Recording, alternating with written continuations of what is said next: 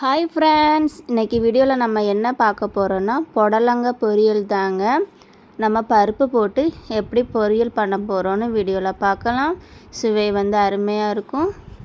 நீங்களும் ஒரு time try பண்ணி பாருங்கள் இந்த மெத்தடில் எப்படி இருக்கும்னு. வாங்க ஃப்ரெண்ட்ஸ், வீடியோக்குள்ளே போகலாம்.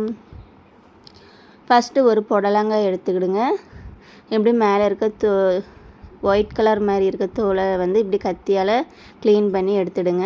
அதுக்கப்புறம் இப்படி சின்ன சின்ன பீஸாக கட் பண்ணி ரெண்டாக கட் பண்ணி உள்ளே இருக்க விதைகள்லாம் நீக்கிட்டு இந்த மெத்தடில் கட் பண்ணி எடுத்துடுங்க சின்ன சின்னதாக. இப்போ எல்லாமே கட் பண்ணி எடுத்தாச்சு. நம்ம இப்போ குக்கரில் எல்லாம் சேர்த்து கொஞ்சமாக தண்ணி ஊற்றி ஒரு 2 விசில் வைக்கிற அளவுக்கு வேக வச்சு எடுத்துக்கலாம். அது வேகட்டும். நம்ம இதுக்குள்ளே பொருட்கள் ரெடி பண்ணிக்கலாம். ஒரு பெரிய வெங்காயம் சின்னதாக கட் பண்ணிவிடுங்க. காரத்துக்கு ஏற்ப பச்சை மிளகாய் கட் பண்ணிடுங்க. நம்ம புடலங்காய் பொரியலுக்கு மசாலா ரெடி பண்ணிக்கலாம். ஒரு குத்தளவு துருவின தேங்காய், கொஞ்சமாக ஜீரகம், மஞ்சள் பொடி, சின்ன வெங்காயம், பூண்டு போட்டு நம்ம கொரகொரப்பாக அரைச்சி எடுத்துக்கலாம். நம்ம வேக வச்சுருக்க புடலங்காவும் வந்தாச்சு.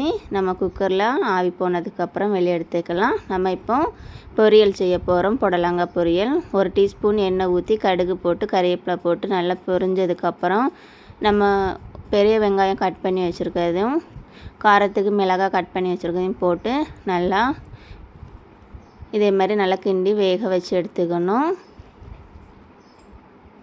நல்லா வெந்ததுக்கப்புறம் நம்ம புடலங்காய் வேக வச்சுருக்கோம்ல, அதை எடுத்து நம்ம இது கூட கொட்டி கிளறி எடுக்கலாம்.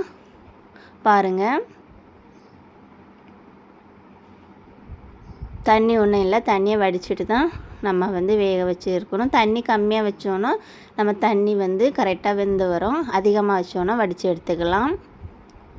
அதுக்கப்புறம் கடலைப்பருப்பு வேக வச்சு வச்சுருக்கேன். ஒரு 3/4 பதத்துக்கு வெந்ததுக்கப்புறம் நம்ம இந்த புடலங்காய் கூட போட்டு நல்லா கிளறிக்கிடலாம். இந்த பருப்பு போட்டு வச்சோன்னா சுவை அருமையாக இருக்கும். தேவையான அளவு உப்பு போட்டு நல்லா கிளறி விட்டுக்கலாம். அதுக்கப்புறம் நம்ம அரைச்சி வச்சுருக்க மசாலையை போட்டு நல்லா கிளறி விட்டுக்கலாம். நெக்ஸ்ட்டு நல்லா பச்சை வாசனை போகுது வரை ஒரு 5 மினிட்ஸ் நல்லா குக் பண்ணிவிட்டு இறக்கிட்டோன்னா நம்ம புடலங்காய் பொரியல் பருப்பு போட்டு வைக்கிறது இப்படி தாங்க வைக்கணும். நீங்களும் ஒரு டைம் ட்ரை பண்ணி பாருங்கள். சூப்பராக இருக்கும். வீடியோ பிடிச்சினா லைக் பண்ணுங்கள், சேனலுக்கு சப்போர்ட் பண்ணுங்கள். நெக்ஸ்ட் இன்னொரு வீடியோ பார்க்கலாம்.